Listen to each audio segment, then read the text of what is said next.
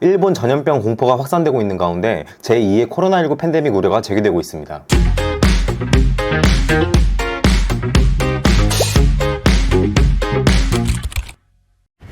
안녕하세요, JP트레이딩입니다. 오늘의 국내 주식 상한가 종목은 코스피 시장에 상장되어 있는 국제약품입니다. 일본 전역에서 치사율 30%에 달하는 박테리아 감염이 기록적인 속도로 확산하고 있는 것으로 전해지면서 동사가 금일 상한가를 기록하였습니다. 우선 메인 이슈에 앞서 동사의 기업 기호를 간략하게 알아보도록 하겠습니다. 의약품 제조 및 판매업을 영위하는 법인으로서 1959년 7월 설립되어 1975년 12월 유가증권 시장에 상장하였고 KJ-케어를 포함한 6개의 계열사를 가지고 있는 제약회사입니다. 대표적으로 큐알론 점화액, 레티움정, 에제로바정, 콜린시아 연질 캡슐, 국제세파 제돈주 등을 취급하고 있고 전국 각 지점의 영업활동을 통해 약국, 의원, 병원, 도매상 등의 거래처에 제품을 판매하고 있는 기업입니다. 자, 그럼 국제약품이 금일 상한가를 기록할 수 있었던 이슈를 체크해보도록 하겠습니다. 일본에서 연쇄 국인 독성 쇼크 증후군이라 불리는 독성 감염병 확산 소식이 전해졌고 이로 인해 항생제 원료인 페니실린 관련주들이 부각을 받으면서 동사 또한 급등을 이뤄낸 모습입니다. 일본 국립감염병연구소가 2024년 STSS 발병 건수가 지난해의 역대급 수치를 뛰어넘을 것으로 예상된다고 보도했습니다.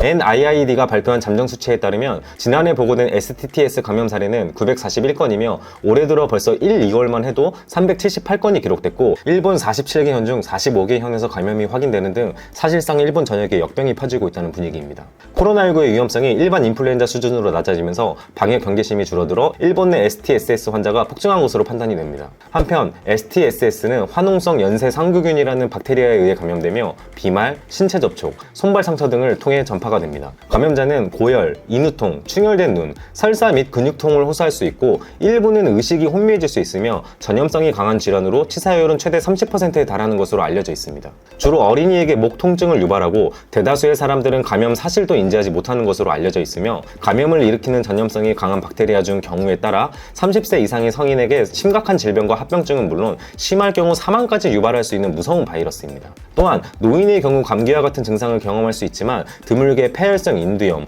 펜도선염, 폐렴, 뇌수막염 등 증상이 악화될 수 있고 심한 경우엔 장기 부전과 괴사로 이어질 수 있습니다. 한편 일본에선 지난해 7월부터 12월 사이 STSS 진단을 받은 50세 미만 65명 중 약 3분의 1에 해당하는 21명이 사망했다고 보도하면서 방역 관계자들은 원인 규명과 해결 방안을 위해 고군분투하는 것으로 전해졌습니다. 물론 경미한 경우에는 항생제도로 치료가 가능하지만 어린이, 노인에게 심각한 상황이라면 보다 집중적인 치료가 필요하기에 코로나19 팬데믹 시대로 돌아가지 않으려면 우리나라도 하루빨리 방역 체계를 다시금 강화해야 할 시점입니다. 우리나라 국민들이 가장 많이 찾는 해외 국가는 단연 일본입니다. 벚꽃이 개화하는 시기에 이르면서 일본 여행을 떠나는 한국인 관광객이 늘고 있고 특히 엔화 약세 등의 영향으로 앞으로의 여행객은 더욱 급증할 것으로 예상이 됩니다. 특히나 전공의들의 집단 사직 등 의료계의 거센 반발에도 불구하고 금일 대한민국 정부가 2025학년도 대학 입시에 의과 대학별 2,000명 증원 방침을 확정하면서 의사협회 집단 휴진 우려 역시 커진 상황입니다. 이 말인즉슨 일본을 포함한 해외 국가 여행 중 치사율 높은 바이러스에 감염된다면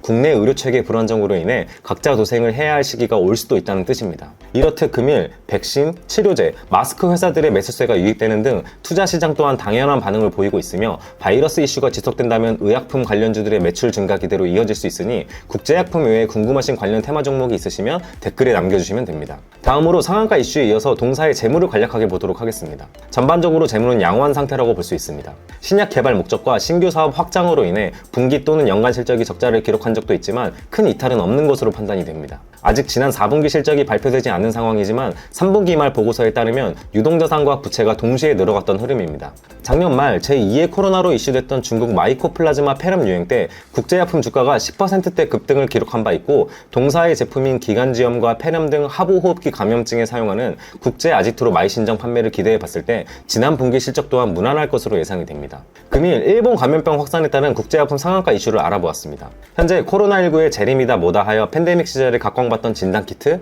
백신, 치료제 등등 관련 테마주들이 관심을 받고 있긴 하나 전염병 이슈에 따른 섹터들은 장기 투자보다는 기술적, 차트 분석을 통해 단타나 스윙으로 대응하시는 것을 권해드립니다. 이와 관련 국제약품의 자세한 차트 분석은 JP트레이딩 카페에 업로드하도록 하겠습니다. 오늘의 국내 주식 상한가 종목은 여기까지 설명드리도록 하겠습니다. 영상 시청해주셔서 감사합니다.